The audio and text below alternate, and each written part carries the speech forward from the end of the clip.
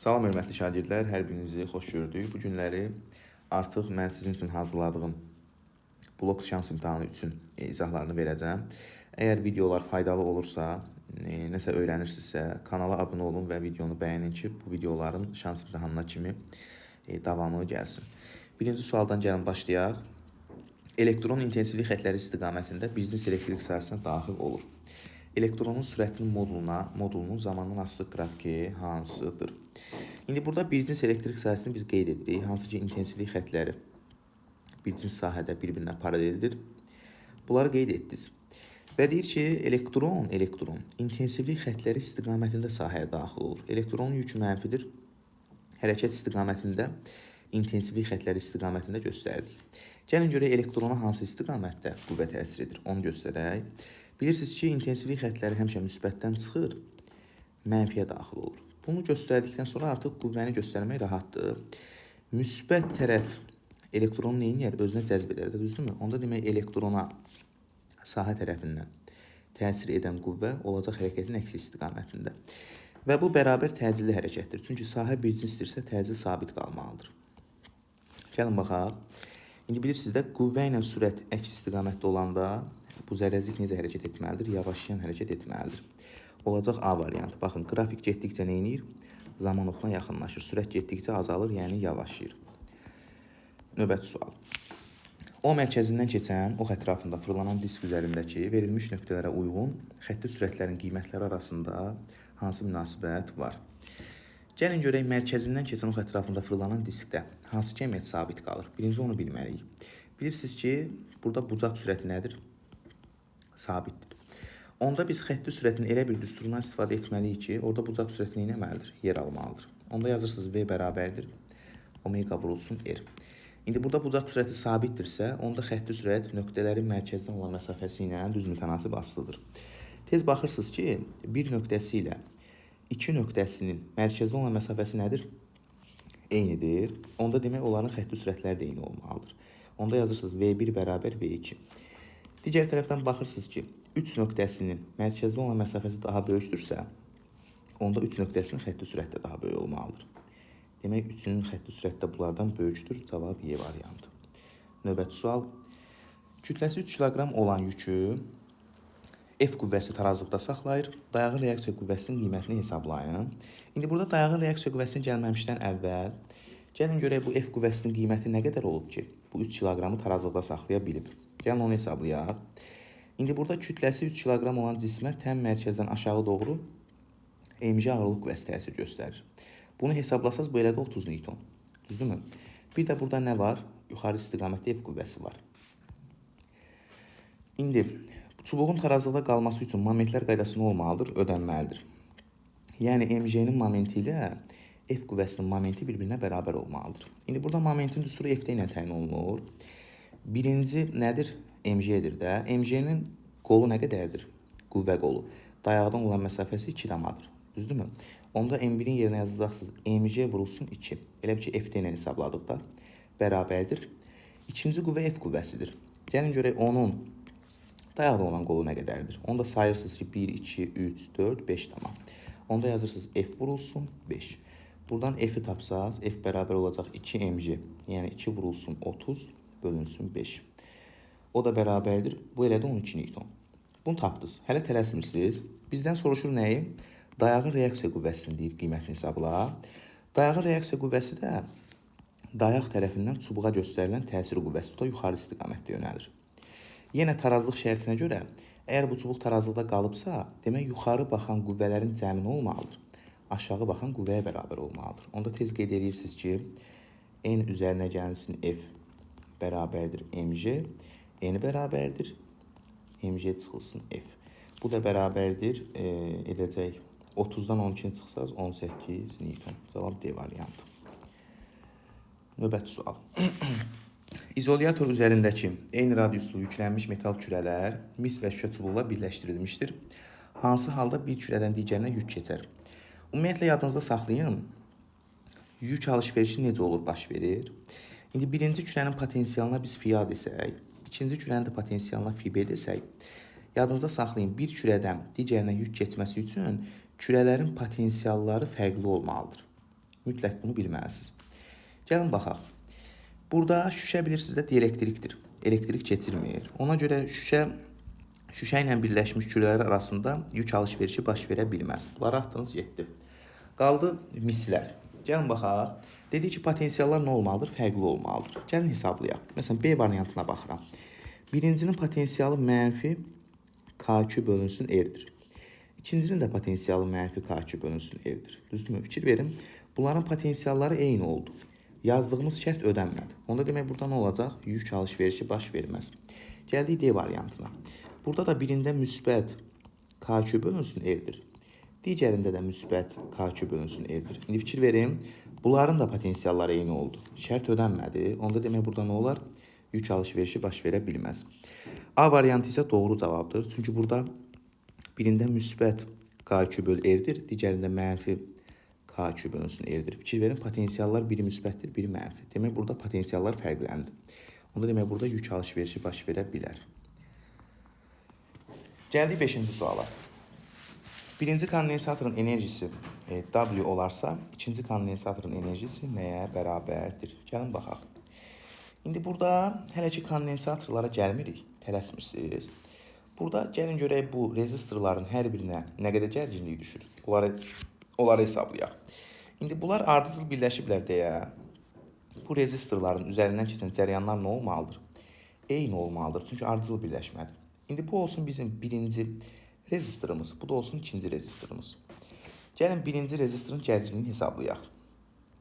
Bu tərəfdən hesablayıram. Birincinin gərginliyini hesablamaq istəsəz, deyərsiniz üzərindən keçən I cəryanı vurulsun onun müqaməti, yəni R1. Düzdür? Bərabərdir. Yazırsınız I vurulsun, R1 nə qədərdir? R-dir də. Onda olacaq IR. Düzdürmü? İkincinin gərginliyini hesablamaq istəsəz, yazarsınız I vurulsun, R2. O da bərabərdir. Bunun müqaməti nə qədərdir? 2R-dir. Onda olacaq 2IR. Düzdür? İndi gəlin bunu biraz bu tərəfə sürüşdürək. İndi uşaqlar, bax, diqqətli olun. Burada IR-ə özümdən bir V desəm, 2IR nə qədər olmalıdır?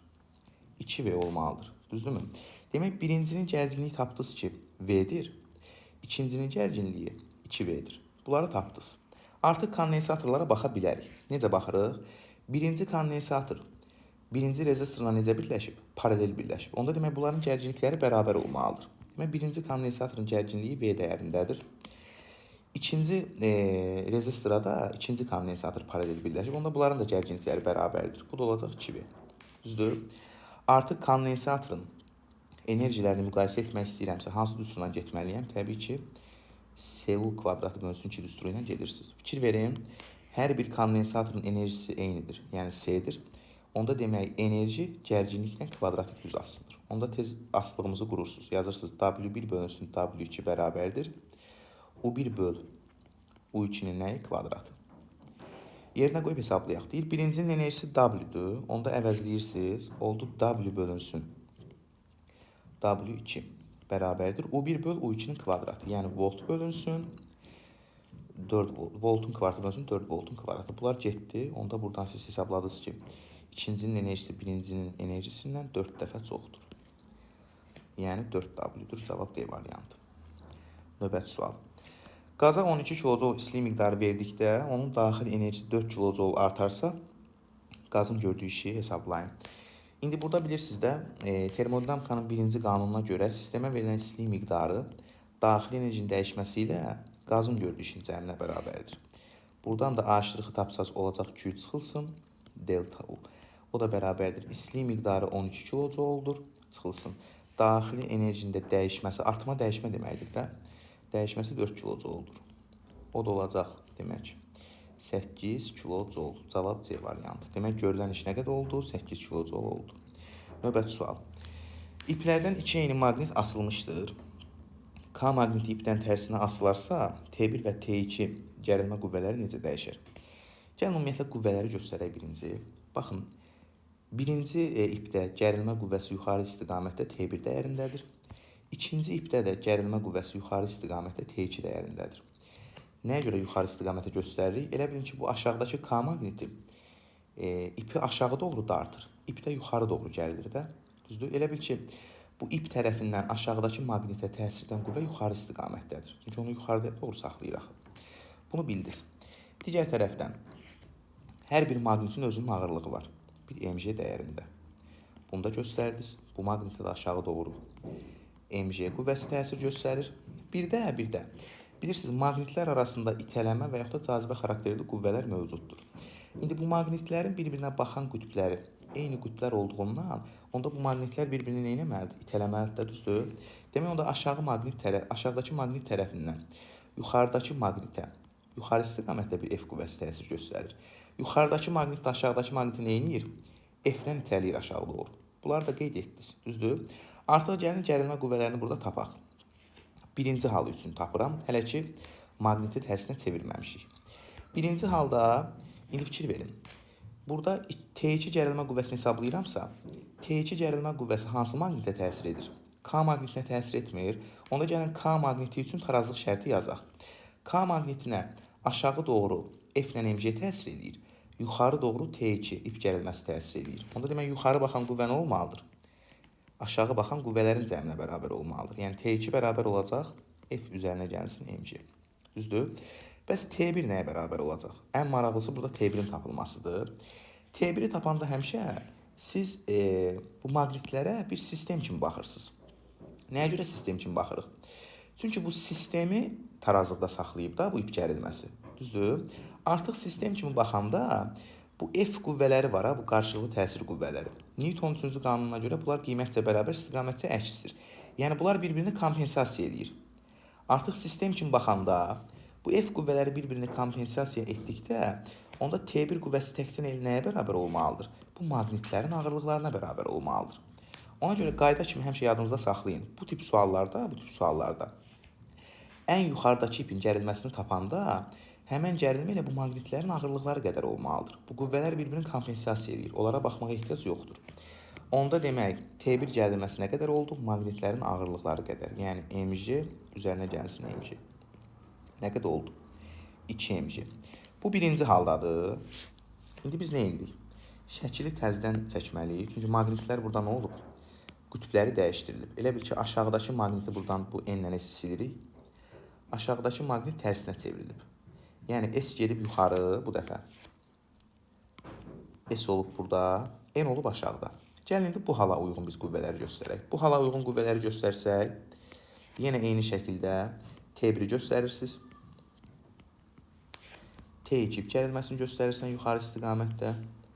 Hər bir maqnitin aşağı doğru ağırlığı var mg. Tez olar göstəririk. Aha.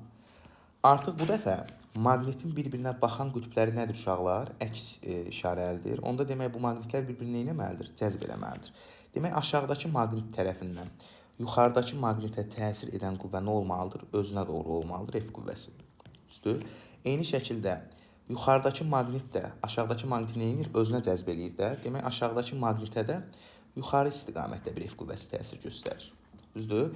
Gəlin ikinci halda bu gərilmə qüvvələrini biz hesablayaq. Yenə T2-ni axtarırıqsa, onda hansı maqnitə baxmalıyıq? K maqnitinə baxmalıyıq da. Çünki T2 axı K-nı tarazlıqda burada tarazlıqda saxlayıb. Onda nə edirik? Yazırsınız, K maqnitinə yuxarı doğru T2 ilə F təsir göstərir. Aşağı doğru mg təsir göstərir. Onda yuxarı baxan qüvvələrin cəmi, yəni T2 ilə F nəyə bərabər olmalıdır? Mg-yə bərabər olmalıdır. Onda buradan T2-ni tapsaq, bu dəfə T2 bərabər olacaq, mg çıxılsın F. Gəlin T1-i tapaq, T1 bərabərdir. Artıq yenə ən yuxarıdakı ipi tapırıq da, bayaqki qaydamızda. Dedik, ən yuxarıdakı ip həmişə nə olur? Bunların ağırlıqları cəmi olur. Çünki bu qüvvələr yenə bir-birini kompensasiya edir. Onda yenə ikinci halda da yuxarıdakı ip gərilməsi nə qədər olmalıdır? 2 mg dəyərində olmalıdır. Topladım bunları. İndi fikir verin. Birinci ip gərilməsi əvvəldə 2 mg idi. Sonra da 2 mg oldu. Dəyişmədi. Amma ikinci əvvəl F plus mg idi. Sonra mg çıxılsın F oldu. Yəni azaldı. İkinci azaldı, birinci dəyişmədi. Azalar, dəyişməz, Y variantı. Baxın, maraqlı sualdır, öyrədici sualdır. 10-cu sual. Fotoeffekt zamanı 3 dəfə işığın intensivliyini artırdıqda fotoelektronların maksimal kinetik enerjisi dəyişər. Yadınızda saxlayın. Fotoeffekt hadisəsində doyma cərəyan şiddəti ilə katoddan qopan elektronların sayı, bunlar işığın intensivliyi ilə cəmiyyətlər düz mütənasib asılıdır. Amma saxlayıcı gərginlikdir, kinetik enerjidir, sürətdir, impulsdur. Yəni bu elektronun impulsuna söhbət gedir ha burada. Baxın, elektronun kinetik enerjisi, sürəti, impulsu, saxlayıcı gərginliyi bunlar nədir? Bunlar işığın intensivliyindən asılı deyil. Bunu qayda olaraq yadınızda saxlamalısınız mütləq. İndi burada intensivliyi artırırsansa, onda maksimal kinetik enerji dediyi axı asılı deyil intensivlikdən. Onda dəyişməz, cavab A variantı. Növbəti sual fərqli və maraqlı sualdır. Ampermetrlərin göstərişi arasında hansı münasibət doğrudur? İndi burada fikir verirsə dövrədə P-in keçidlər var. Gəlin görək bu P-in keçidinin dövrədə işləmə prinsipi necədir? Onu tapaq. Ona görə burada nə edirsiniz? Bir dənə P-in keçidi gəlin burada quraq. Bax bu şəkildə. Bu olsun P hissə, bu da olsun N hissə. P nədir? Pozitiv sözündən gəlir də. Yəni P tip keçiricilikdə əsas yük daşıyıcılar müsbət yüklü deşiklərdir. Çünki pozitiv sözündən gəlir. N negativ sözündən gəldiyindən N tip keçiricidə əsas yük daşıyıcılar elektronlardır. Burada da mənfi yüklü zərrəci gətirdim, qoydum bura. İndi fikir verin. Bu keçidin, P-in keçidinin düz keçid yaratması üçün siz bunun P hissəsini mənbənin müsbət qütbünə qoşmalısınız. N hissəsini də mənbənin mənfi qütbünə qoşmalısınız. İndi fikir verin. Müsbət müsbətə birləşdi. Mənfi mənfiyə birləşdi. Bu oldu nə? Düz keçid. Onda tez qeyd edirsiniz ki, bu keçid nədir? Bu keçid düz keçiddir. Bunu qeyd etdik. Düzdür? Onda düz keçiddirsə, demək burada müsbətdən cərəyanı versəniz, bu cərəyan nə etməlidir? Öz maksimal qiymətini almalıdır. Çünki düz keçid qurduq. Bəs tərs keçid nədir? Bir dənə də tez burada tərs keçidi quraq. Aha, yenə bura olsun P, bura olsun N. İndi yenə P pozitivdir. Burada yük daşıyıcılar deşiklərdir, müsbətlərdir. N negativdir. Burada elektronlardır. Yenə tez burada gəlin tərs keçid görək necə qurulmalıdır. İndi fikir verin. Burada bu P-in keçidinin tərs keçidə malik olması üçün bu dəfə nə etməlidir? Yuxarıdakının əksi olunmalıdır. Yəni müsbət hissə mənfiyə qoşulmalıdır. Mənfi isə müsbətə qoşulmalıdır. Düzdür? İndi burada fikir verin. Biz cərəyanı veririk. İndi məsələn burada gəlin belə verək də cərəyanı. Bax buradan cərəyanı versəz nə olacaq? Cərəyan öz minimal qiymətini alacaq. Bu hansı keçid oldu? Bu oldu tərs keçid. Tərs keçid. Nəyə görə minimal qiymətini alır? Çünki tərs keçiddir. Yadınızda saxlayın, düz keçiddə müqavimət minimal qiymət alır həmişə. Ona görə cərəyan maksimum olur. Tərs keçiddə isə müqavimət öz maksimal qiymətini alır. Ona görə cərəyan nə olur? Minimum olur. Artıq düz keçid nədir? Tərs keçid nədir? Siz onu bildiniz. Artıq məsələyə biz yanaşa bilərik. Gəlin baxaq. İndi burada bura müsbət qütbdür, bura mənfi qütbdür. Bilirsiniz, cərəyan həmişə müsbətdən gəlir. Bax, cərəyan gəldi. Burada nə edəcək? Bax, bu istiqamətdə cərəyan keçmək istəyir. Düzdür? Burada da eyni şəkildə bu istiqamətdə cərəyan keçmək istəyir. İndi buralar sol tərəflər müsbətdir də. Onda müsbətləri gətirib qoyursunuz bura sadəlik naminə. Yəni bu hissələr müsbət potensiala malikdir. Digər hissədə mənfi qütb olduğundan digər hissələr mənfi potensiala malikdir. Onda mənfiləri də bax gətirdiniz, qoydunuz bura. Düzdür? İndi gəlin baxaq, fikir verin. P-in keçidinə nəzər salırsınız, bayaqki qaydanı tətbiq edirik. Burada P hissə müsbət hissəyə birləşib. Yəni pozitiv, baxın, qoy qeyd edeyim də. Pozitiv müsbətdir, negativ mənfidir. Negativ mənfidir, pozitiv müsbətdir. Gəlin getdik. İndi burada müsbət müsbətə birləşib, mənfi mənfiyə birləşib, düzdürmü? Bu necə keçid olmalıdır? Bu oldu düz keçid. Gəldin aşağıya baxırsam, müsbət mənfiyə birləşib, burada da müsbət mənfiyə birləşib. Bu oldu tərs keçid. Onda demək ikinci ampermetrdən keçən, bax yuxarıda qeyd eləmişik. İkinci ampermetrdən keçən cərəyan nə olmalıdır? Öz maksimal qiymətini almalıdır. Çünki düz keçiddir. Aşağıdakı tərs keçid olduğundan birinci ampermetrdən keçən cərəyan öz minimal qiymətini almalıdır. Demək artıq buradan müqayisə elədiniz ki, yuxarıdakı cərəyan I2 cərəyan nədir? I1 cərəyanından böyükdür. Düzdür? Bunu tapdınız. Bəs 3-cü ampermetrin göstərişini necə tapaq? Burada da indi yuxarıdan gələn cərəyan I2 cərəyandır. Aşağıdan gələn cərəyan I1 cərəyandır. İndi diqqətlə baxırsınız. Bu aşağıdan gələn cərəyanla yuxarıdan gələn cərəyan birləşib, gedib birlikdə 3-cü ampermetrdən keçirlər. Onda demək 3-cü ampermetrdən keçən cərəyan nəyə bərabərdir? Birinci ilə ikincinin cəmi qədərdir. Demək onda 3-cünün göstərişi bunların hər ikisinin göstərişindən nə olmalıdır? böyük olmalıdır. i3 böyükdür i2, o da böyükdür i1. Cavab Y variantı. Fərqli maraqlı sual idi. 12-ci sual. Vakuumdakı tezliyi 20 Hz olan işıq şüası sındırma əmsalı 2 olan mühitə keçdikdə tezliyi necə dəyişər? Yadınızda saxlayın. İşıq şüası bir mühitdən digərinə keçdikdə tezliyi sabit qalmalıdır. Tezlik dəyişmir. Sındırma əmsalı nə olur olsun, tezlik sabit qalır. Onda cavab B variantı. Yəni əvvəl tezliyi 20 idisə, sonra da tezliyi 20 olmalıdır. Keçdik növbəti suala. Fotocərəyan şiddətinin gərginlikdən asılı qrafiki verilmişdir. Metalın üzərinə düşən işığın tezliyini dəyişmədən intensivliyini artırdıqda hansı fiziki kəmiyyətin qiyməti artar? Burada demək, tezliyi sabit saxlayırsınız. Özü deyir şərtdə. Əvəzinə işığın intensivliyini nə edirsiniz? Artırırsınız. Düzdürmü? Bax, gəlin bu prosesi biz ümumiyyətlə bu fotoeffekt hadisəsini daha yaxşı müşahidə etmək üçün gəlin burada biraz ətraflı danışaq. Burada bir dənə nə edirik? Bax, balon çəkirik bu şəkildə. Elə bilin ki, bu vakuum balonudur. Düzdür? Bura gətirib bir dənə katod qoyursunuz. Burada anod qoyursunuz. Bu oldu katod. Katod. Bu da oldu anod. Və katod və anodu burada nə etmək lazımdır? Bir cərəyan mənbəyinə birləşdirmək lazımdır. Gətirib bunda nə edirsiniz? Cərəyan mənbəyinə birləşdirirsiniz. Bax, bu şəkildə. Bu da oldu bizim cərəyan mənbəyimiz. İndi katod bilirsiniz, mənfi yüklənir, mənfidir. Anod müsbətdir. Tutaq ki, indi burada qütbləri də işarə edəsək, müsbət, mənfi. Gəlin, baxaq. İndi fotoeffekt hadisəsi necə müşahidə olunurdu? Katod üzərinə, bax, burada da tutaq ki, işıq mənbəyini də qoy qeyd eləyək. Burada olsun bizim işıq mənbəyimiz. Tutaq ki, bir K mənbədir. Bu da oldu nə? İşıq mənbəyi. İşıq mənbəyi. Bunları tez qeyd edəcək. İndi uşaqlar, bax, fikir verin. Fotoeffekt hadisəsi necə müşahidə olunurdu? İşıq mənbəyindən katod üzərinə biz nə edirdik? Fotonlar göndərirdik. Yəni, işıq göndərirdik. İşıq bilirsiniz də fotonlardan təşkil olunur. Yəni, buradan biz nə göndərirdik? Buradan göndərdiyimiz fotonlar var idi. Düzdürmü? Bax, tez burada fotonları da qeyd edirsiniz. Bu göndərdiyimiz nədir? Fotonlardır. Proses necə baş verirdi? Fotonlar gəlirdi, katoda dəyirdi. Hər foton nə edirdi? Bir dənə elektron qoparırdı. Düzdürmü? Demək, buradan qopan elektronlar olurdu. Bax, nə edirdi? Katoddan. Elektronlar qopub anoda doğru hərəkət etməyə başlayırdı. Düzdürmü? Bu elektronlar anoda doğru nə edirdi? Hərəkət edirdi. Gəlin, baxaq. İndi fikir verin. Doyma, bax, indi qrafikə gəlin nəzər salaq bir dənə tez. Grafikdə görək bu kəmiyyətlər hansı kəmiyyətlərdir? Baxın, grafikdə bu U1 gərginliyi bilirsiniz ki, nədir? Bu saxlayıcı gərginlikdir. Saxlayıcı gərginlik.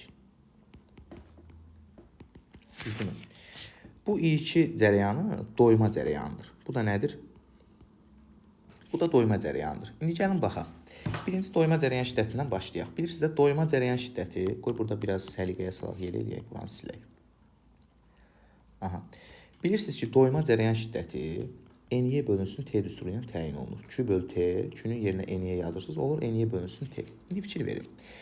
Dedik ki, göndərilən hər bir foton bir dənə elektron qopardır. Düzdürmü? Onda baxın, işığın intensivliyini artırmaq, göndərilən fotonlarının sayının artırılması deməkdir. Elə bilin ki, daha gür işıq göndərilirsə, demək o işığın tərkibindəki fotonların sayı daha çoxdur da, düzdür? Onda demək sən göndərilən işığın intensivliyini artırırsansa, fotonların sayı artır. Fotonların sayı artırsa, onda demək qopan elektronların sayı artmalıdır. Çünki hər bir foton bir dənə elektron qopardır. Demək, onda doyma cərəyan şiddəti nə olmalıdır? Artmalıdır. Burada demək artar, doyma cərəyan şiddəti, yəni I2 cərəyanı. I2 cərəyanının artdığını tapdınız. U1 gərginlik saxlayıcı gərginlikdir. Saxlayıcı gərginliyi tapmaq üçün biz burada nə etməliyik? Fotoeffekt üçün Einstein tənliyi yazmalıyıq. Gəlin yazaq. Fotoeffekt üçün Einstein tənliyi nədir? Bilirsiniz, H-nü bərabərdir. A çıxış üzərinə gəlinsin, YU saxlayıcı. Çıxış işi bilirsiniz, intensivdən asılı deyil, metalın növündən asılıdır. Çıxış işi sabitdir. Tezlik şərtdə özü deyir ki, tezlik sabitdir. H onsuz da Planck sabitidir. Onda burada saxlayıcı gərginliyin dəyişməsinə bir səbəb yoxdur. Çünki fikir verin, tezlik sabit, çıxış işi sabit, H sabit. Demək, saxlayıcı gərginlik nə olub? Dəyişməz. Bir nə oldu? Bir getdi işinə, bir səhvdir. Ən maraqlı nüans burada. I1 cərəyanının necə dəyişdiyini tapmaqdır. Bax, ən maraqlısı odur. Sualın qırılma nöqtəsi bax buradır. I1 cərəyanının necə dəyişdiyini tapmaq lazımdır. Gəlin baxaq. İndi fikir verin. I1 cərəyanına uyğun gərginlik burada hansı qiyməti alıb? 0 qiymətini alıb. Bax, təkrar eləyirəm. Baxırsınız qrafikdən. Cərəyan burada I1 qiymətini aldıqda gərginlik 0 qiymətini alıb. Onda demək, burada cərəyan nəyin hesabına baş verib? Burada mənbə olmayıb da. Yəni gərginliyi 0 olması o deməkdir ki, tez mənbəni buradan silirsiniz. Deyirsiniz, mənim gərginlik 0-dırsa, demək mənbə yoxdur. Burada cərəyan nəyin hesabına yaranır? Elektronların öz enerjisinin hesabına yaranır. Yəni bu nə deməkdir? Buradan elə bil ki, müsbət mənfini də buradan tez silirsiniz. Gərginlik yoxdur. Sonda katod və anod arasında potensiallar fərqi yoxdur. Yəni müsbət mənfi burada yoxdur. Düzdürmü? Bunları sildiniz. Onda tez nəyə baxırsınız? Deyirsiniz ki, müəllim, burada əgər cərəyan yaranıbsa, gərginliyi 0 olduğu qiymətdə, demək onda elektronlar öz enerjisinin hesabına gedib anoda çatıb, dövrə qapanıb, cərəyan yaranıb. Düzdürmü? İndi yenə bayaqki məsələyə gəlirik.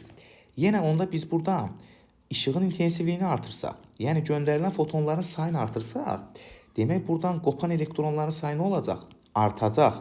Qopan elektronların sayı artarsa, onda anoda çatan elektronların sayı da nə olmuş olar? Artmış olar.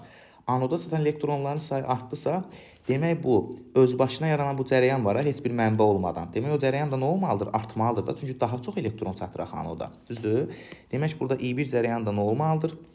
Artmalıdır. Cavab oldu 2 ilə 3. Çox maraqlı və öyrədici sualdır. Ümid edirəm tam başa düşdünüz bu fotoeffekt hadisəsini. 14-cü sual. Eyni həcmli 3 cisim suyun daxilində tarazlıqdadır. Cisimlərin sıxlıqları arasında hansı münasibət doğrudur? Gəlin baxaq. Bu suala gəlin daha biraz sadə yanaşaq. Gəlin baxaq. İndi fikir verin. Bu birinci cismi ip gərilməsi saxlayıb. Düzdürmü? Bu o deməkdir ki, bu ip olmasa, bu birinci cisim nə etmək istəyir? Aşağı düşmək istəyir. Çünki ip əgər gərilibsə, əgər birinci cisim ipi gəribsə, demək bu aşağı düşmək istəyib də. Demək ip olmasa, bu cisim nə edir? Aşağı düşər. Düzdür? Cisim mayenin dibinə batmaq istəyirsə, onda demək bu cismin sıxlığı, birinci cismin sıxlığı mayenin sıxlığından böyük olub. Bunu tapdınız. Gəldim ikinci cismə. İkinci cismə də eyni qaydanı tətbiq eləsəz, fikir verin. İkinci cisimdə ipi gərib. Demək onda ip olmasa, ikinci cisim nə etmək istəyir? Yuxarı qalxmaq istəyir də. Düzdür? Onda demək, ikinci cisim mayenin səthinə qalxmaq istəyirsə, demək ki, mayenin sıxlığı bunun sıxlığından böyük olub ki, onu səthdə saxlamaq istəyir də. Demək, onda ikinci cismin sıxlığı nədir? Mayenin sıxlığından kiçikdir. Bunu da tapdınız. Üçüncü ən rahatıdır. Əgər bu cisim mayenin daxilində tarazlıqda qalıbsa, demək, üçüncü cismin sıxlığı nədir? Mayenin sıxlığına bərabərdir. Bunu da tapdınız. Artıq müqayisəni aparmaq olar. Ən böyük birinci cismin sıxlığıdır. Ən kiçik ikinci cismin sıxlığıdır. Onda ρ1 ən böyükdür, ρ2 ən kiçikdir. Cavab D variantı. Sonra növbəti suala baxırıq. Gəlin baxaq. Düzxətli hərəkət edən cismin sürətinin proyeksiyasının zamandan asılı qrafiki verilmişdir. Bu cismə təsir edən qüvvələrin əvəzləyicisinin zamandan asılı qrafiki hansıdır? Gəlin baxaq. İndi burada baxırsınız ki, sürət nə olub? Getdikcə sürət zaman qrafikində, qrafik getdikcə zaman oxuna yaxınlaşmaq istəyir. Yəni sürət burada nə olub? Azalmaq istəyir də. Demək, bu yavaşlayan hərəkətdir. Özü də bərabər təcilli hərəkətdir. Birisi də yavaşlayan və yeyinləşən hərəkət bərabər təcilli hərəkətin növüdür. Bir növüdür. Onda həm yavaşlayanda, həm də yeyinləşəndə, yəni bərabər yavaşlayan, bərabər yeyinləşən hərəkətlərdə təcil nə olmalıdır? Sabit qalmalıdır. İndi burada hərəkət nədir? Yavaşlayandır. Gəlin təcilin işarəsini burada müəyyən edək. Baxın, qrafik zaman oxundan yuxarıdadır deyə. Burada sürətin X oxunda proyeksiyası nədir? Müsbətdir. Düzdür? Dedik, hərəkət necə hərəkətdir? Bərabər yavaşlayan. Düzdür? Bərabər yavaşlayan hərəkətdə bilirsiniz də sürətlə təcilin istiqaməti nə olur? Əks istiqamətdə olur. Demək, onda burada sürətin X oxunda proyeksiyası sıfırdan böyükdürsə, təcildə kiçik olmalıdır. Təcil kiçikdirsə, onda əvəzləyici qüvvənin də X oxunda proyeksiyası sıfırdan kiçik olmalıdır. Çünki təcillə əvəzləyici qüvvənin istiqaməti həmişə nə olur? Eyni istiqamətdə olur. Sıfırdan kiçikdirsə, qrafik zaman oxundan aşağıda yer almalıdır və sabit olmalıdır. Çünki təcil sabitdir axı. Oldu Y variantı. Növbəti sual. Gəlin bu suala baxaq. Qoy burada biz Bunu silək. Aha. İki şəffaf mühitdə yayılan işıq şüasının yolu göstərilmişdir. Hansı ifadələr doğrudur? En sındırma əmsalıdır. Qoy şərti oxuyuruq. En sındırma əmsalıdır. Nü işığın tezliyidir. V də mühitdəki yayılma sürətidir. Yenə bayaqçı qaydanı tətbiq edirik. Burada işıq şüası fikir verin. Bir mühitdən digər mühitə keçib. Bir mühitdən digər mühitə keçəndə tezlik nə olur dedik? Sabit qalır, dəyişmir. Demək, tezliklər bərabərdir. Bəs sındırma əmsalları və sürətləri biz burada necə müqayisə edirik? Mən sizə bir dənə çox rahat metod deyəcəm. Bu tip suallarda, topluluqda da çox var bu suallardan. Çox rahat tapa biləcəksiniz. Baxın, iki mühiti ayıran sərhəd bax budur da, düzdürmü? Yaşılla göstərdim. Həmişə səthin normalını burada qeyd edirsiniz. Normal nədir? İki mühiti ayıran səthə çəkilmiş perpendikulyar vektor. Düzdür? Bu oldu normal vektoru. Burada sındırma əmsallarını, sürətləri daha rahat müqayisə etmək üçün bu şüalar var ha, düşən və sınan şüa. Həmən şüaların normalla əmələ gətirdiyi bucaqlara baxırsınız. Düzdür? Bax, düşən şüanın normalla əmələ gətirdiyi bucağa, burada mən dedim alfa 1. Düzdür? Sınan şüanın da normalla əmələ gətirdiyi bucağa dedim alfa 2. Bunları mütləq qeyd edirsiniz. Artıq qayda olaraq da bir dənə qayda deyim, bunu yadınızda saxlayın. Baxın, sürət və dalğa uzunluğu alfa bucağı ilə düz mütənasib asılıdır. Sındırma əmsalı isə alfa bucağı ilə tərs mütənasib asılı götürəcəksiniz həmişə. Bu qaydanı bildikdən sonra bu tip sualları həll eləmək çox asandır. Gəlin baxaq. Bucaq aydın açıq görsənir də, hansı bucaq böyüdür, hansı bucaq kiçikdir. Baxın, fikir verirsinizsə, alfa 2, alfa 1-dən nədir? Böyükdür. Dedik, axı sürətlə dalğa uzunluğu alfa ilə düz asılıdır. Onda demək, burada V2 böyük olacaq V1-dən, həmçinin lambda 2 də böyük olacaq nədən? Lambda 1-dən. Amma dedik, sındırma əmsalı alfa bucağı ilə tərs asılıdır. Onda demək, alfa 2 alfa 1-dən böyüdürsə, n bunun əksi olmalıdır da, n1 n2-dən böyük olmalıdır. Bax, gördünüzmü? Çox rahat müqayisəni apara bildik. Alfa 2 alfa 1-dən, demək, n1 n2-dən böyükdür.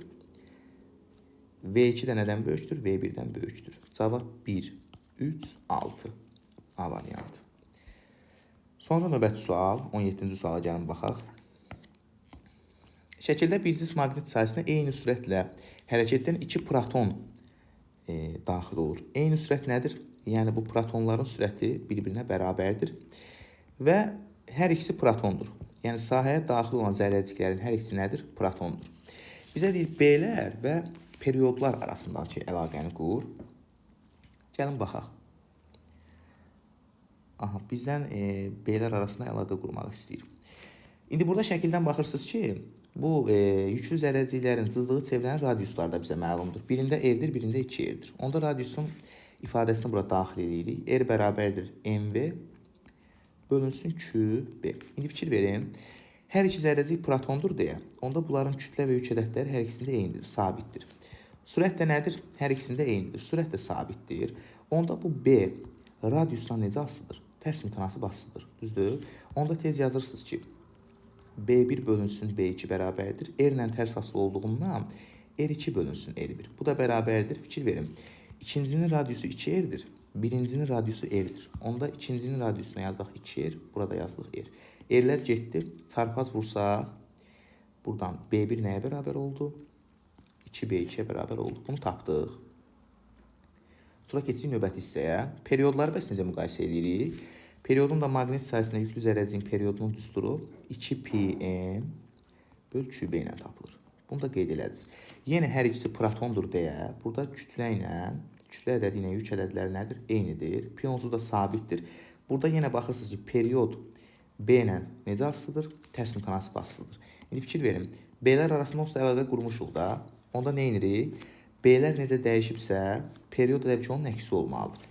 Hətta gəlin yaxşı sadəlik naminə yenə burada riyazi asılıq quraq. Yazıram T1 böl T2 bərabərdir. B2 böl B1. O da bərabərdir. B2 olduğu kimi qaldı. Yuxarıda tapmışıq ki, B1 nədir? 2B2-dir. B1-in yerinə 2B2 qoysaz, B2-lər getdi. Onda burada çarpaz vursaq, alındı ki, burada əvəzinə T2 bərabərdir nəyə? 2T1-ə. T2 bərabər 2T1, B1 bərabər 2B2, cavab C variantı. Bu da 17-ci sualın həlli idi. Keçdik növbəti suala. Sərtliklər arasında əlaqəni verib, tarazlıqda olan çəkisiz yaylarda yaranan elastik qüvvələrinin qiymətlərinin nisbətini tap. Gəlin baxaq. Fikir verin. hər iki yaydan asılan bu kürələrin kütləsi nədir? M-dir. Onda hər iki kürəyə aşağı doğru mc ağırlıq qüvvəsi təsir göstərir. Bunları tez göstərdik. İndi fikir verin. İndi fikir verin. Bax, burada bu cisim yayı aşağı doğru gərib. Düzdürmü? Demək, onda yay aşağı doğru deformasiya olunubsa, deformasiyanın əksi istiqamətində yayda hansı qüvvə yaranıb? Elastiklik qüvvəsi yaranıb. Buna dedim F1. Digər yayda yaranan elastiklik qüvvəsinə dedim F2. İndi fikir verin. Baxın, bu cisimlər neyniyib? Tarazlıqda qalıb da. Yenə bayaqçı qayda. Yuxarı baxan qüvvə nə olmalıdır? Aşağı baxan qüvvəyə bərabər olmalıdır. Onda yazırsınız ki, F1 mc-yə bərabərdir. Eyni şəkildə ikinci kürədə tarazlıqda olduğundan F2 də nəyə bərabər olmalıdır? mc-yə bərabər olmalıdır da. F2 də nəyə bərabərdir? mc-yə bərabər olmalıdır. Fikir verin. Hər bir yayda yaranan elastiklik qüvvəsi elə mc qədər oldu.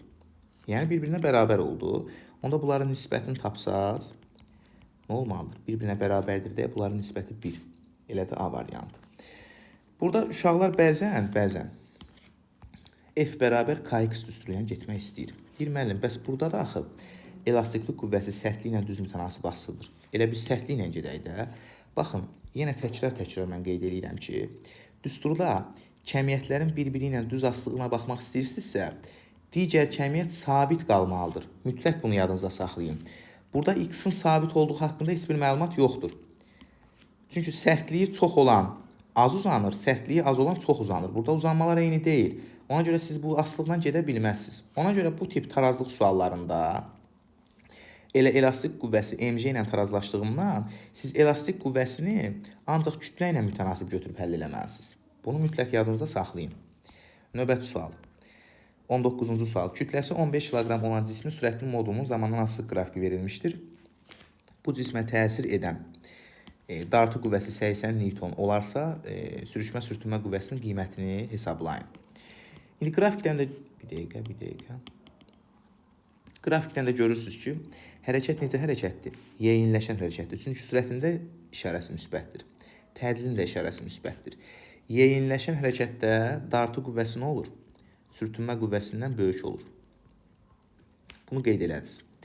Digər tərəfdən, indi burada təcil də məlumdur. Sürtünmə qüvvəsinin qiymətini hesablamaq lazımdır. Nə edirik? Əvəzləyici qüvvənin ifadəsini daxil edirik bura. F əvəzləyici nədir? MA-dır. Əvəzləyicini tapanda nə etməlisiniz? Dartı ilə sürtünmə əks istiqamətdə yönəlməyib, bir-birindən çıxmalısınız. Amma böyükdən kiçik çıxmalısınız. Böyük qüvvə dartı qüvvəsidir. Onda yazırsan F dartı çıxılsın. F sürtünmə bərabərdir nəyə? MA-ya. Buradan F sürtünməni tapsaz, F sürtünmə bərabər olacaq. F dartı çıxılsın MA. Düzdür? Dartı qüvvəsinin özü şərtdə verib 80 Newtondur. Çıxılsın. Kütlə 2-dir. Təcil tapmaq lazımdır. Baxın, sürətin düsturu bərabər təcili hərəkətə V0 plus AT ilə tapılır. İndi uşaqlar, bax, fikir verin. Burada T-nin əmsalı bizə nə verir? Təcil verir də. Onda demək, burada T-nin əmsalı var, bu 2. Bu 2 nədir? Elə təcildir də. Çünki ifadə axı AT-dir. T-nin əmsalı burada 2-dir. Onda bu nədir? Təcildir. Demək, təcil də burada nədir? 2-dir. Oldu demək. Kütlə üzr istəyirəm. Kütlə 15-dir uşaqlar. Mən səhv qeyd eləmişəm. Onda olacaq 80/30, o da olacaq 50 Newton. Cavab B variantı. Sonra keçid alırıq digər suala, 20-ci suala. Səthi gərilmə qüvvəsinin kapilyar borunun radiusundan asılı qrafiki hansıdır? Bilirsiniz ki, səthi gələn qüvvə dediyimiz qüvvə nədir? Sigma L-dir. Düzdür? Buradakı L maye kapilyar borunu hansı hissələrin əhatə eləyibsə, bax, həmən hissənin uzunluğudur. Düzdür? Kapilyar borunun da oturacağı dairəvi formada olduğundan dairənin də uzunluğu hansı düsturdan tapılır? 2pi ilə. Onda L-in yerinə qoyursunuz. 2pi R. Buradan da fikir verirsinizsə, səthi gərilmə qüvvəsi radiusla, oturacağın radiusla necə asılıdır? Düz mütənasib asılıdır. Cavab E variantı. Növbəti sual. Hansı ifadələr doğrudur? Yaya bağlanmış cisim mayil müstəvi üzərində sükunətdədir. Tez qeyd edirsiniz ki, bunun sürəti nədir? Sürəti yoxdur, sürəti sıfırdır. Yəni sükunətdə dayanıb. Müstəvinin alfa meyli bucağını artırdıqda elastiklik qüvvəsini soruşur, bir də dayağın reaksiya qüvvəsi. Deyir, necə dəyişər?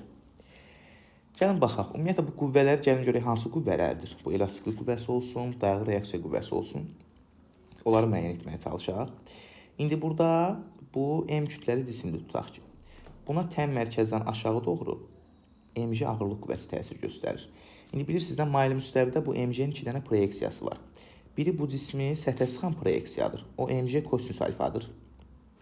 Biri də bu cismi maili müstəvinin hipotenuzu boyunca hərəkət elətdirməyə çalışan proyeksiyadır. O hansıdır? O da mg sinus alfa toplanandır. Düzdürmü? Bax, bunları qeyd elədiniz. İndi bax, diqqətlə baxırsınız. Bu cisim aşağı doğru hərəkət eləmək istəyir. Yəni, deformasiya hipotenuz boyunca baş vermək istəyir. Demək, elastiklik qüvvəsi neyinir? Deformasiyanın həmişə əksi istiqamətində yönələn qüvvədir də. Onda elastiklik qüvvəsi mg sinus alfanın əksinə yönəlib mane olmağa çalışır. Qoymur da cisim aşağı düşsün. Düzdür?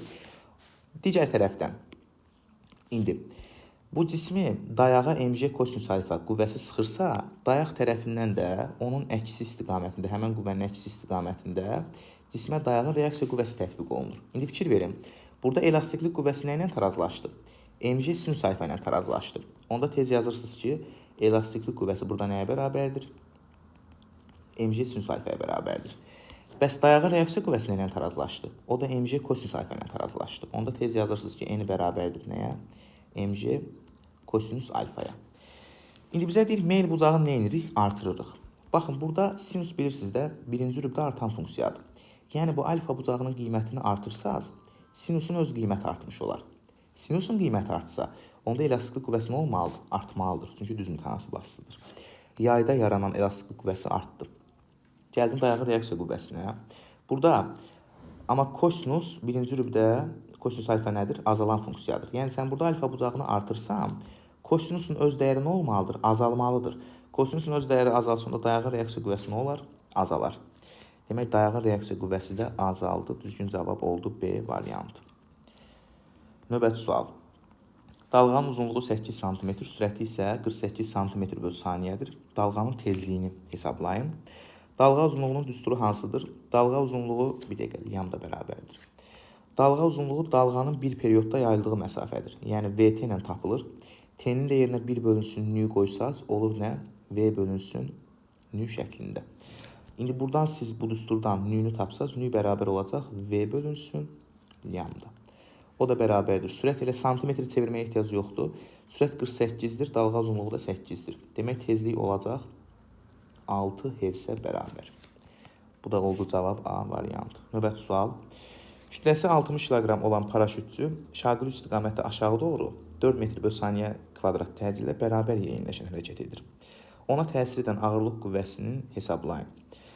Uşaqlar, burada da mən özüm bu sualdan istifadə etmişəm. Uşaqlar bəzən burada çaşqınlıq yaşayır. Götürür ağırlıq qüvvəsini məsələn hesablamaq üçün yazır n vurulsun, təcil aşağıda deyə j çıxılsın a-la. Ağırlıq qüvvəsini hesablayır, amma uşaqlar bu qəti şəkildə doğru yanaşma deyil. Baxın, ağırlıq qüvvəsinin düsturu nədir? Çox məşhur düstur. Bilirsiniz də mg ilə tapılır. Düzdür? İndi fikir verin. Paraşütçü aşağı düşəndə yolda arıqlayıb kökəlmir ki, deyək ki, bunun kütləsi dəyişdi. Və yaxud yer səthinin yaxınlığında sərbəst düşmə təcil də dəyişmir də. Çünki məsafə çox kiçikdir axı. Onda demək, bu hansı təcillə hərəkət eləyir eləsin, elə burada ağırlıq qüvvəsi mg ilə hesablanmalıdır da. Düzdür? Kütləsi 60 kiloqramdır. J də 10-dur. Onda olacaq nə qədər? 600 newton. Cavab D variantı. Ona görə həmişə cismə təsir edən ağırlıq qüvvəsini hesablayanda onun təcili bizə maraqlı olmamalıdır. Yadınızda saxlayın. Oldu. Sonra 24-cü sual. Doymuş buxar bir halından 2 halına keçdikdə temperatur və konsentrasiyası necə dəyişər? Söhbət nədən gedir? Doymuş buxardan gedir. Doymuş buxarda bilirsiniz ki, temperatur sabit olduqda, bir dəqiqə, burada biraz qarışıqlıq oldu. Bizə lazım deyil. Bir dəqiqə, bu bizə lazım deyil. Aha. Doymuş buxarda bilirsiniz ki, əgər, bir dəqiqə bunu düzəldək. Aha. Doymuş buxarda uşaqlar temperatur sabitdirsə, bax, söhbət doymuş buxardan gedir. Ha, bax, burada yazıram doyan buxar. Doyan buxar. Söhbət nədən gedir? Söhbət doyan buxardan gedir. Doyan buxarda həmişə yadınızda saxlayın. Temperatur sabit olduqda, P, rho, n üçlüsü həcmdən asılı olmur. Bax, bunu mütləq yadda saxlamalısınız. P burada doyan buxarın təzyiqi, rho doyan buxarın sıxlığı, N də doyan buxarın konsentrasiyasıdır. İndi fikir verin qrafikə. Burada P sabit qalıbsa, yəni təzyiq V-dən asılı olmayıbsa, demək temperatur nə olub? Temperatur sabit qalıb ki, bu P V-dən asılı olmayıb da, düzdür? Demək temperatur onda dəyişməz. Bunu tapdınız. İndi fikir verin. Yenə P sabit qalıbsa onda N-dən olmalıdır, sabit qalmalıdır da. Çünki P-nin sabit qalması üçün temperatur sabit olmalıdır.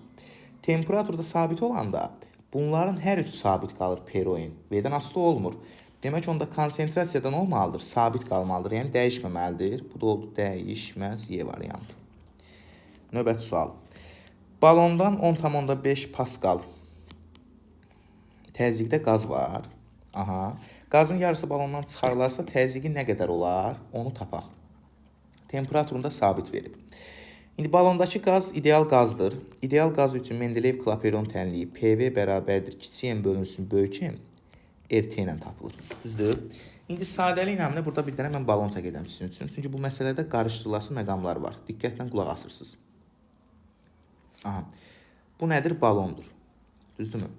Balonda nə var? Qaz molekulları var. Bunlar da nədir? İdeal qaz molekullarıdır. Bunları qeyd elədik. Düzdür? İndi bu balondan qazın yarısının çölə buraxılması nə deməkdir uşaqlar? Bu qazın həcminin azalması deməkdir, yoxsa qazın kütləsinin azalması deməkdir? Hansıdır? Təbii ki, qazın kütləsinin azalması deməkdir. Bilirsiniz ki, qaz olduğu qabın həcmini alır da həmişə. Sən bu qazın yarısında çölə buraxsan, bu yerdə qalan molekullar yenə olduğu qabın həcmini almalıdır. Yəni, sən qazın həcmini dəyişdirmək üçün mütləq qabın həcmini dəyişməlisən. Qabı genişləndirsən, qazın da həcmi artar. Qabı sıxsan, qazın da həcmi azalar. Onda demək, qazın yarısının çölə buraxılması o deməkdir ki, yəni elə bil ki, burada M kütləli, bir dəqiqə, yəni elə bil ki, burada M kütləli qaz var idisə, sən bunun yarısını çölə buraxdın. Yəni M bölü 2-sini xaric elədin, yerdə nə qaldı? Yerdə qaldı M bölü 2 qədər qaz. Yəni qazın yarısının çölə buraxılması onun kütləsinin 2 dəfə azalması deməkdir. Bax, yadınızda saxlayırsınız. Gəlin baxaq. Qazın yarısı çölə buraxılanda dedik, həcm dəyişmir. Qaz olduğu qabın həcmini alır həmişə. Molyar kütlə onsuz da sabitdir. R universal qaz sabitidir. Temperatur özü sabit verib. Onda demək, təzyiqlə kütlə necə asılıdır? Düz mütənasib asılıdır. Yarısı çölə çıxıbsa kütlə burada 2 dəfə azalıb. Onda təzyiq nə etməlidir? 2 dəfə azalmalıdır. Onda demək, ikinci haldakı təzyiq birinci haldakından 2 dəfə az olmalıdır. Birinci halda qazın təzyiqi 10⁵ paskaldır. Bölü 2. O da bərabərdir. Bunu belə yaza bilərsiniz də. 10 vurulsun 10⁴ yaza bilərsiniz. Bölünsün 2. O da bərabər olacaq 5 vurulsun 10⁴ paskal. Bu da oldu B variantı. Növbəti sual. Aha. Cisim toplayıcı linzada fokusla 2 qat fokus arasında yerləşdikdə xəyal necə alınır? Gəlin xəyalı özümüz quraq. Bir dəqiqə. Gəlin xəyalı özümüz quraq. Bunu hazır qayda kimi də əzbərləyib yadda saxlayan şagirdlər var. Əzbərləməyib. Xəyalı özü qura bilən şagird heç əzbərləməyə ehtiyac yoxdur. Burada toplayıcı linzadan söhbət gedir deyə bir dənə toplayıcı linza çəkirik burada. Bu oldu bizim toplayıcı linzamız. Toplayıcı linzanın optik oxunu burada qeyd edirik. Bu oldu optik ox. Düzdür? Bir də toplayıcı linzanın fokus məsafələrini də gəlin qeyd edək. Bu olsun məsələn toplayıcı linzanın fokusu, baş fokusları. Məsələn bu da oldu 2 qat fokus. Burada dedik 2F. Burada oldu 2F. Düzdür? Bizə deyir ki, cisim toplayıcı linzada fokusla 2 qat fokus arasında yerləşir. Məsələn bir AB cismi var. F ilə 2F-in arasında yerləşir də. Gətirdin qoydun F ilə 2F-in arasında. Oldu hansı cisim? AB cismi. Düzdürmü? İndi mən qayda olaraq demişəm, bu AB cisminin xəyalını qurmaq üçün 3 dənə, 4 dənə müxtəlif şüalardan istifadə etmək olar. Amma minimal 2 şüadan istifadə edərək siz bu cismin xəyalını qura bilirsiniz. Hansı şüalarda olar? Bir, bu cisimdən optik oxa paralel bir dənə şüa göndərirsiniz. Bilirsiniz ki, optik oxa paralel gələn şüa sındıqdan sonra hardan keçir? Fokusdan keçməlidir də toplayıcı linzada. Onda bu şüa sındıqdan sonra fokusdan keçdi. Fikir verin, bunu fokusdan keçirdik. Düzdür? Digər şüada dedik axı minimal 2 şüa olmalıdır. Digər şüanı da bura O mərkəzi desək, optik mərkəzdən göndərirsiniz. Həm səpici linzada yadınızda saxlayın, həm də toplayıcı linzada optik mərkəzdən gedən şüa sınmadan yoluna davam edir. Düzdürmü? Onda demək bu optik mərkəzdən göndərdiyiniz şüadan olacaq, sınmadan yoluna davam edəcək. Bax bu şəkildə. Bax düzdür. Fikir verin, şüalar harda kəsişdi? Üzr istəyirəm, şuanı düz sındırmadıq biz. Bircə saniyə. Bu şuan nə edir? Sınmadan yoluna düz davam edir. Bunu düz sınmadan yoluna davam elətdirsəz, şualar bax burada bir yerdə kəsişdi. Düzdür? İndi demək onda xəyal harda alındı? Xəyal həmişə şualar harda kəsişirsə, xəyal orada alınmalıdır. İndi fikir verin. Xəyal necə alınacaq? Xəyal demək bax şuanın kəsişdiyi bax burada bir yerdə alındı. Bu xəyalın rəngini hətta fərqli rənglə göstərək, sarı rənglə göstərirəm. Bu oldu bizim xəyalımız. Bəs xəyalın istiqaməti harda olmalıdır? Baxın, burada cismin istiqaməti sadəlik naminə baxsaq, A-dan B-yə doğru qoyulub da istiqamət. Düzdür? A oxu burada hardadır? Daha doğrusu A nöqtəsi hardadır? Optik oxun üzərində. Onda bu oldu A-ştrix nöqtəsi. Bunu qoydun optik oxun üzərində. B hardadır? B-də aşağı hissədədir də. Onda aşağı hissəyə nə qoydun? B-ştrixi gətirdin, qoydun bura. İndi fikir verin. Burada cismin istiqaməti A-dan B-yə doğru qoyulmuşdursa, burada da A-ştrixdən B-ştrixa doğru olmalıdır həmişə. Demək, burada da oldu A-ştrixdən B-ştrixa doğru. Hətta bax, bunu çox çəkməyək, bax, belə çəkək də. Aha. İndi burada artıq xəyal haqqında biz fikir yürüdə bilirik. Burada cisim özü biraz ölçüsü kiçik idi, amma alınan xəyal nə oldu? Böyüdülmüş oldu. Düzdür? Demək, xəyal nədir? Böyüdülmüşdür. Bu düzdür. İndi, xəyal məsafəsi, fikir verin ki, 2 qat fokusdan böyük oldu. Yəni, xəyal məsafəsi nədir? Alınan xəyaldan toplayıcı nizaya qədər olan məsafə. Bax, bu məsafə. Bu məsafə F-dir. İndi bu məsafə isə, bu məsafədə 2F-dir. İndi fikir verin, hansı məsafə böyüdür? F böyüdür, yoxsa 2F? F böyüdür. Demək, burada xəyal harda alındı? 2F-dən uzaqda alındı.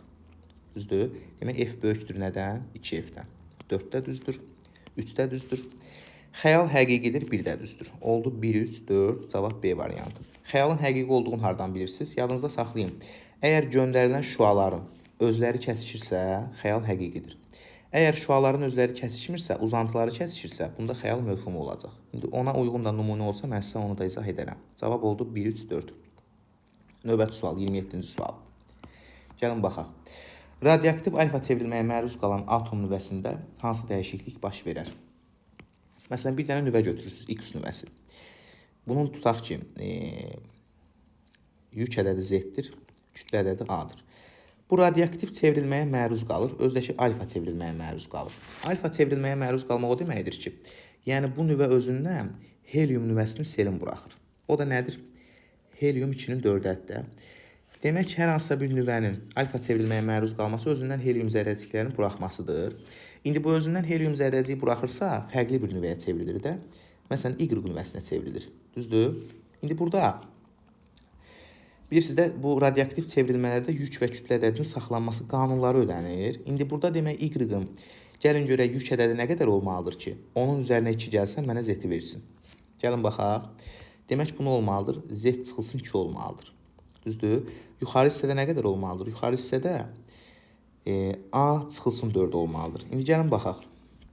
Həqiqətən də bu sağ tərəfin, bax, bərabərliyin sağ tərəfində olan bu reaksiya var. Burada aşağı hissələri cəmləsəm, 2-lər gedir nəyi verir? Sol tərəfi verir. Düzdür? Yuxarı hissələri də cəmləsəm, 4-lər gedir mənə sol tərəfdəki hissəni vermiş olur. Gördünüzmü? Yük və kütlə ədədləri saxlandı. İndi bu Z protonların sayıdır. A da nukleonların sayıdır. Bilirsiniz ki, burada nukleonların sayı protonların sayına neytronların sayının cəmi qədər olmalıdır. İndi gəlin baxaq. Fikir verin. Nukleonların sayı neçə vahid azaldı? 4 vahid azaldı. Düzdür? Bəs protonların sayı neçə vahid azaldı? Protonların sayı da 2 vahid azaldı. Onda fikir verin. Nukleonların sayının 4 vahid azalması üçün protonların sayı 2 vahid azalıbsa, demək neytronların sayı da 2 vahid azalmalıdır da. Razısınız məndən? Düzdür, bax, belə yadda saxlamalısınız. Onda demək, neytronların sayı 2 vahid azalıbsa, demək nüvə neyniyib? Özündən 2 dənə neytron itirib. Biri 2-dir. Bir də kütlə ədədi də 4 vahid azalıb da yuxarı hissə, yəni nukleonların sayı 4 vahid azalıb. Bunu da tapdıq. Oldu cavab 2, 3, B variantı. Yenə bunu əzbər də yadda saxlaya bilərsiniz.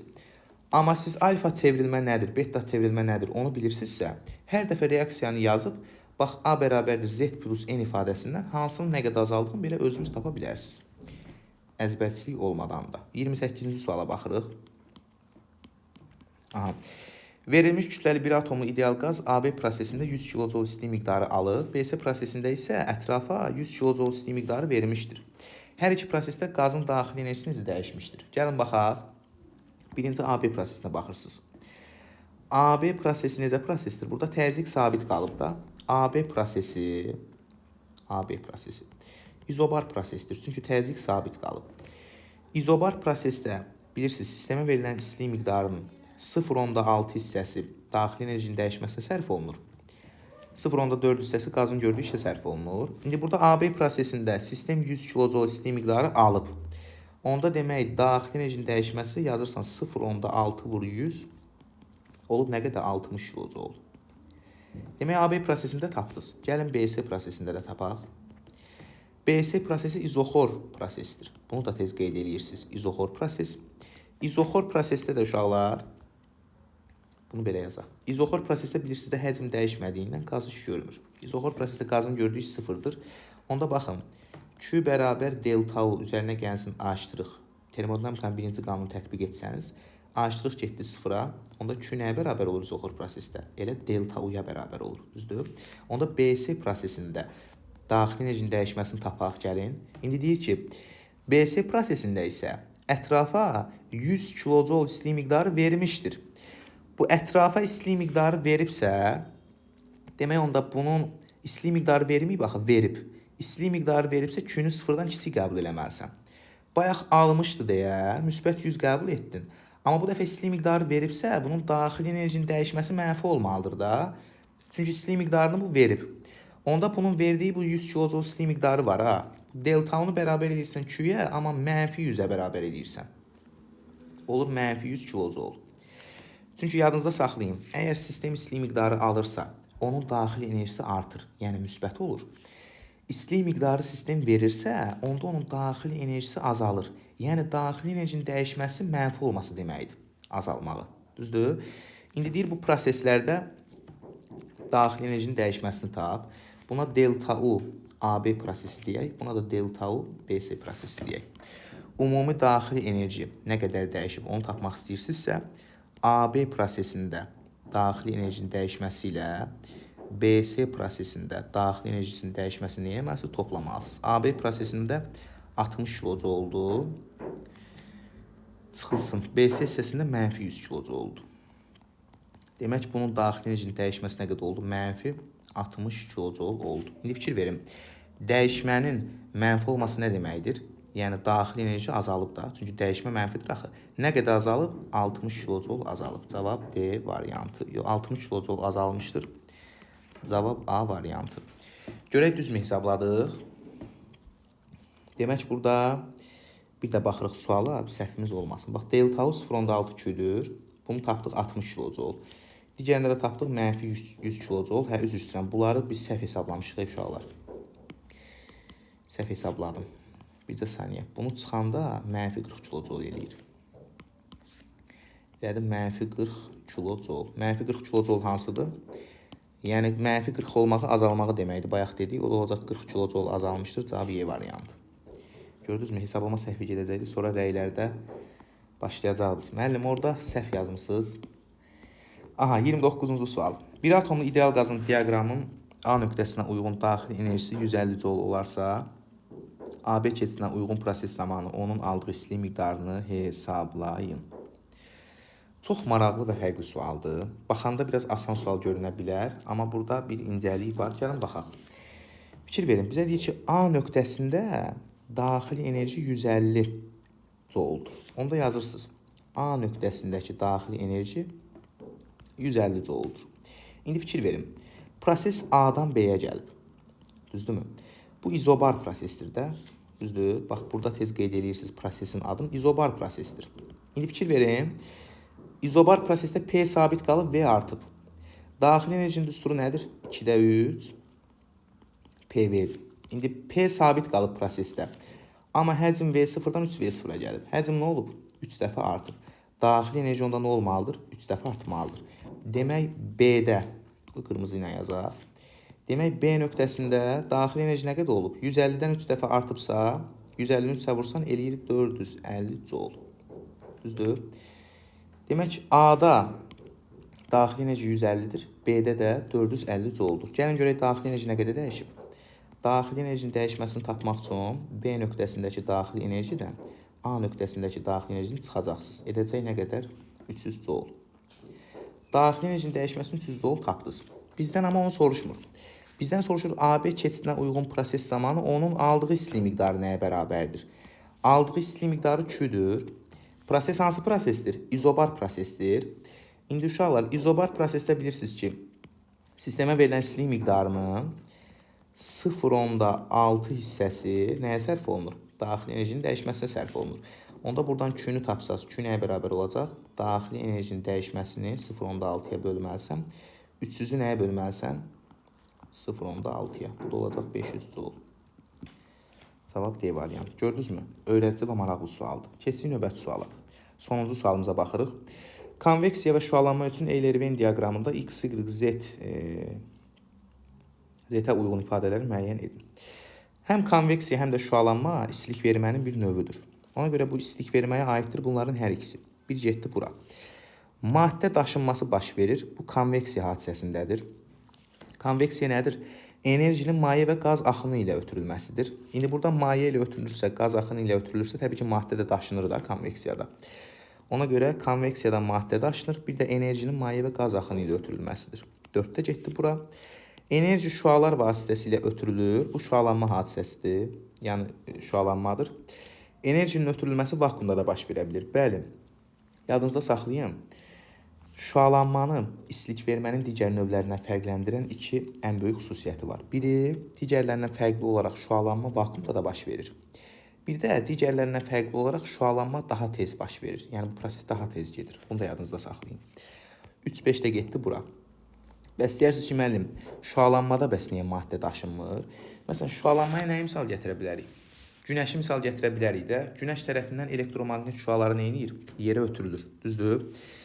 İndi fikir verin. Əgər bu şüalanma prosesində maddə daşınsaydı, onda günəş gəlib yer kürəsinə düşərdi, kainat məhv ola bilərdi də. Düzdürmü? Onda demək, şüalanmada yadınızda saxlayın. Enerji daşınır, amma maddə daşınmır. 2, 4, 1, 3, 5. Haradadır o cavab? 2, 4, 1, 3, 5 cavab B variantı. Bu da oldu 30-cu sualın həlli. Ümid edirəm faydalı oldu sınaq sizə. Amma kanala abunə olmağı, videonu bəyənməyi unutmayın ki, bu videoların mən davamını çəkə bilim. Çox sağ olun, izlədiyiniz üçün minnətdaram.